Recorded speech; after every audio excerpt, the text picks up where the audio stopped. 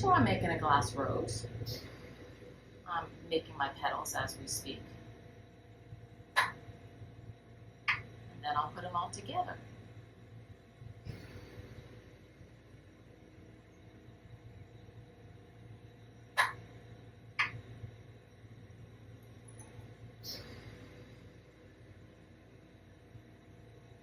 Hope all of y'all are doing great on a hot summer day here in July. I live in Houston, Texas, part of the year, and California and Laguna Beach the other part of the year. When I'm here, I do all my glass. When I'm there, I'm learning photography, which I'm loving. I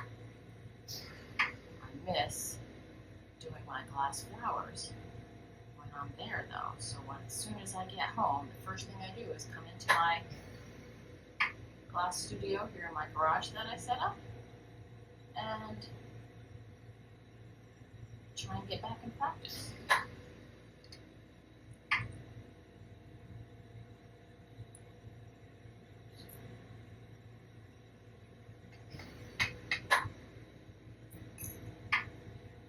I've made 3 petals so far. I'm going to keep them right in front of me so I can keep an eye on whether they crack or not. I'll have to make a couple more.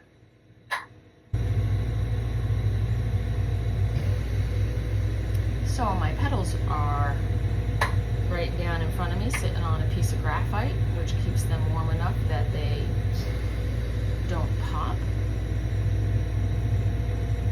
Then I'll have enough to do what I want to put the whole rose together and form it.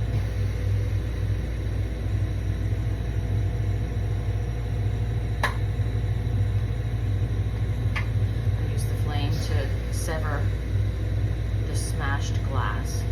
That becomes my petal. Go on to making another one. I usually make about 9 petals. 10 if I want to make room for error.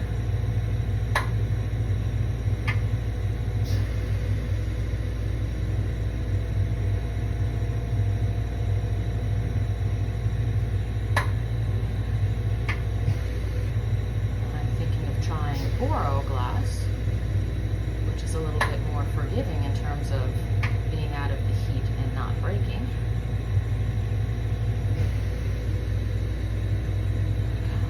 Let's see, how many do we have? 1, 2, 3, 4, 5, 6, 7, 8. One more.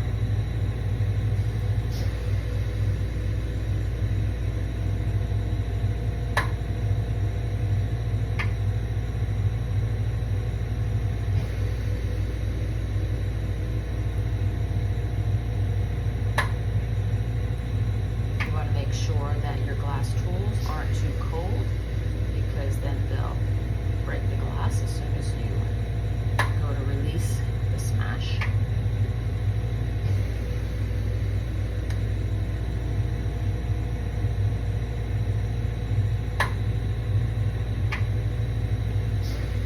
One more for good luck, just in case I mess up.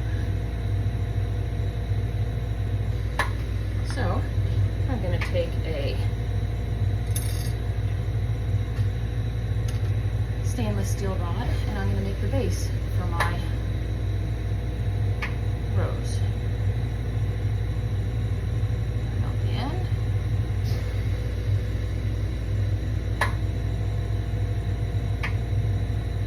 The trick is here trying to get the glass on without marring the stainless steel too much, which you can sand off, but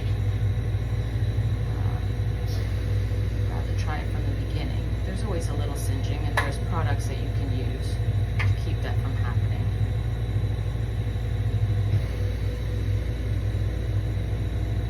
I'm just twisting it around just like a mandrel.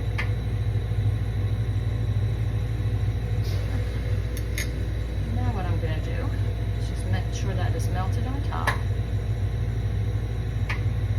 Roll a little bit on the bottom so that I have my shape. Almost almost a little cone. And I'm going to take my knife. I'm going to make 2 dots in the top. Not dots, but 2 indentations for the bottom of the rose. And then we're going to keep that warm. And we're going to start introducing the petals. Which you have to make sure don't pop right away, so get them a little bit more warm before you put them on the base. And then introduce them into the heat again slowly.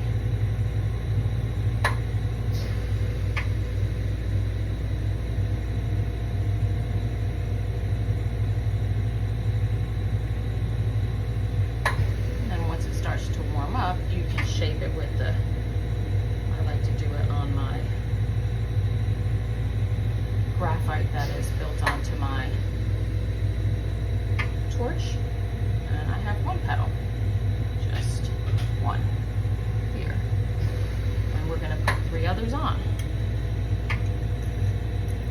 I like to do this, if I have a smaller petal, I like to do those first. Try and do my smaller petals first if I can. And you need to introduce them to the flame